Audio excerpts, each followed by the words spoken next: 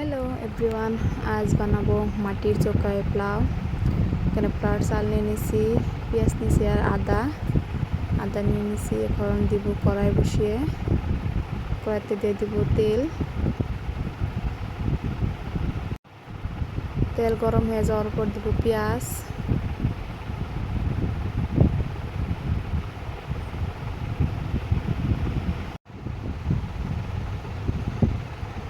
আর এখানে দিয়ে দেব কিছু আস্ত গরম মশলা।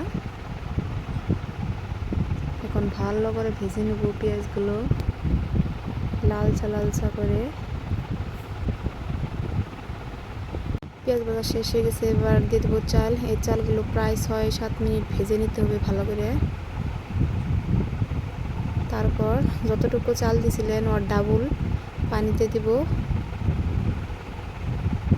ঢাকনাতে ঢেকে দিব। এর জাল অল্প করে দিতে হবে উমা। এই তো হয়ে গেছে আমাদের পোলাও রেডি।